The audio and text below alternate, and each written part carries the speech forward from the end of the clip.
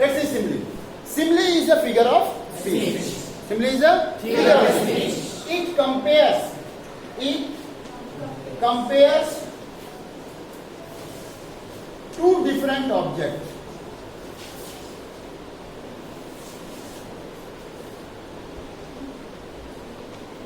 Two different objects by using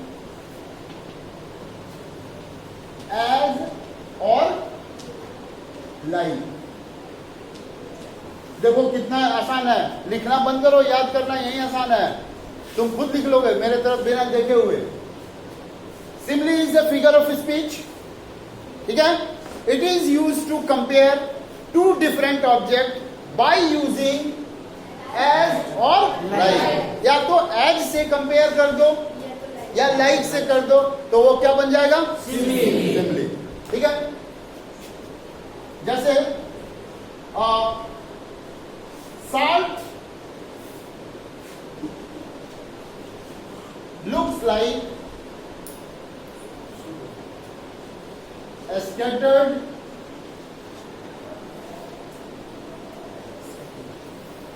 snow. salt मतलब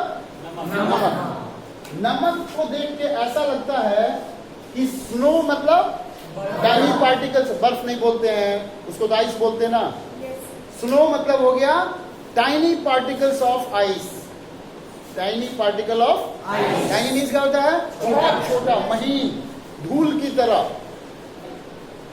snow कैसे उड़ता है? जैसे ऐसे फेंक दोगे तो वो नीचे गिरते गिरते लगेगा कि पूरा फैल गया. नमक को ऐसे पूरा फेंक देते हैं तो क्या दिखाई देता है? व्हाइट, है ना. साल्ट स्नो इज, अब यहाँ एक और, snow is as white as salt.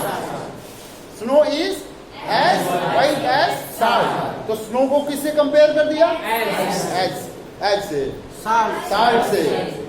जिस salt is as white as snow, snow is as white as salt. किसी को भी तुमने क्या किया? कंपेयर कर रहे हैं. साल्ट को स्नो से, स्नो को साल्ट से करो, लेकिन मकसद क्या है? दोनों कैसे दिख रहे हैं? व्हाइट दिख रहे हैं. तो ये क्या बन गया? सिमिली बन गया. क्या बन गया? सिमिली बन गया. तो अब ध्यान रखेंगे, it compares two different objects by using as or like. दो as या like किसी से भी कंपेयर करते हैं. हाँ याद है, डिफरेंट ऑब्जेक्ट बोल रहे हैं. अब Mohan is as tall as his brother. ना, मोहन एक ही ऑब्जेक्ट हुआ, हिज ब्रदर एक ही ऑब्जेक्ट हुआ, दोनों के दोनों एक ही ऑब्जेक्ट हैं. तो ये इसको कहते हैं सिमिलर कंपैरिजन. इसको क्या बोलते हैं? तो वो डिग्री ऑफ कंपैरिजन पढ़ना वाला बात हो गया. वो डिग्री ऑफ कंपैरिजन है जिसमें एज का यूज हो रहा है, टॉलर का यूज करेंगे, टॉलेस्ट का यूज करेंगे. वो नहीं है ये एज वाला और लाइक में. ये डिग्री ऑफ कंपैरिजन नहीं है, ये डायरेक्ट कंपैरिजन है. किस चीज का? टू डिफरेंट ऑब्जेक्ट का बाय यूजिंग एज और लाइक. दो अलग अलग ऑब्जेक्ट को कंपेयर करेंगे किससे? एज और लाइक से. Clear? Yes sir. So this is called simile.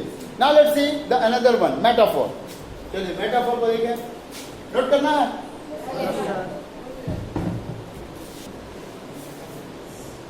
Metaphor, it is also a figure of speech. It is used to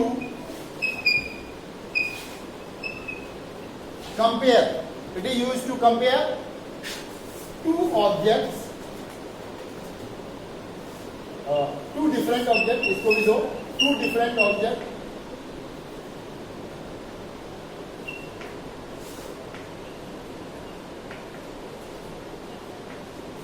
without as or like. अब ये भी कंपेयर करता है, लेकिन अब ये कंपेयर वाला जो डिफिनेशन है वो सिर्फ इधर दिमाग में रखेंगे कि किसी को बताएंगे नहीं. अभी जो डिफिनेशन इसके बाद बोलने जा रहे हैं वो लोगों को बताएंगे. अगर तुमसे कोई पूछ दिया कि व्हाट इज मेटाफॉर, तो ये मत बोलना it is used to compare two different object without as और लाइक. तो क्या बोलेगा? जानते तो हो बट तुम्हारा डिफिनेशन जो है वो अप टू मार्क नहीं. तो फिर सिमिली में और मेटाफॉर में वो तुरंत एक क्वेश्चन में बताओ सिमिली और मेटाफॉर में क्या फर्क है. तुम सोचने लगेगा. एज हटा करके बोलोगे और मेटाफोर के बारे में सोचोगे कि एज इसमें हटा देते हैं और सिमिली में एज लगा देते हैं. यहाँ पे metaphor is called also silent comparison.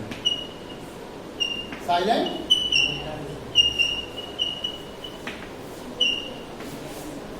पता एक वर्ड बोल करके तुमने डिफिनेशन बता दिया सामने वाले को, उनको ये लग गया कि इसको मेटाफोर आता है। जैसे तुमने कहा कि silent comparison, metaphor is a silent comparison. 2 minute कुछ नहीं बोलेगा, बोले come on explain it. Wrong नहीं है तभी तो। तुमसे किसी ने कहा कि इसका आंसर बताओ, तुमने आंसर को थोड़ा शॉर्ट बता दिया, तो क्या बोलेंगे? Explain it. एक्सप्लेन करो कैसे। अब हम लोग एक्सप्लेन करते हैं। When a character of an object is transferred to the character of another object is called, याद हो गया?